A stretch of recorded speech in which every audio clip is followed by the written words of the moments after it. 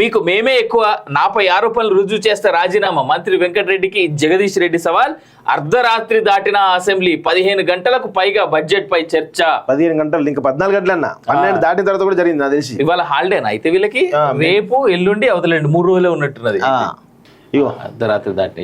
శాసనసభ బడ్జెట్ సమావేశాలు ఈసారి రికార్డు స్థాయితో జరుగుతున్నాయి. సోమవారం ఉదయం 10 గంటలకు ప్రారంభమైన సభ అర్ధరాత్రి 12:30 గంటల దాటాక కూడా కొనసాగుతూనే ఉంది. ఏకంగా 15 గంటల పైగా తేదీ మారాక కూడా బడ్జెట్ పద్ధతులపై చర్చ జరుగుతూనే ఉంది. అధికార ప్రతిపక్ష సభ్యుల వాడివేడి వ్యాఖ్యలు, సవాళ్లు ప్రతి సవాళ్ల నడుమ కొనసాగుతున్న ఒక్కసారి కూడా వాయిదా పడకపోవడం, వాకౌట్ల లాంటివి లేకపోవడం గమనార్హం. నిజంగా కూడా ఆ విషయంలో మెచ్చుకోవాలి.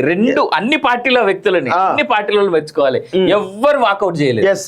ఇంకొక విషయం ఏంటంటే కేసీఆర్ ఉన్నప్పుడు తూతూ మంత్రంగా బడ్జెట్ సమావేశాలు జరిపేసి కానీ లేకపోతే అసెంబ్లీ సమావేశాలు జరిపేసి చేతులు దులుపుకునేవాళ్ళు. అంతేగాని ఎక్కడ కూడా ఇలాంటి ఒక పదునైనటువంటి కానీ లేదంటే ఒక పద్ధతి అయినటువంటి కానీ చర్చలు జరగడం నాకు తెలిసి మొదటిసారిగా నేనైతే చూస్తూ ఉన్నాను. గత 10 ఏళ్ళలో ఏనాడు కూడా ఇంత పద్ధతిగా జరిగినటువంటి అసెంబ్లీ సమావేశాలు నేను చూడలేదు.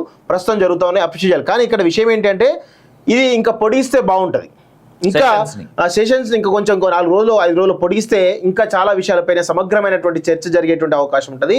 కానీ రేవంత్ రెడ్డి కేవలం తన యుఎస్ పర్యటన కోసం ఇలా అసెంబ్లీ సమావేశం అర్ధాంతరంగా ముగించడం, 2-3 రోజులు పెట్టి ముగించడం అనేది నిజంగా దుర్మార్గమైన వ్యవహారమే అని చెప్పేసి చెప్పొచ్చు.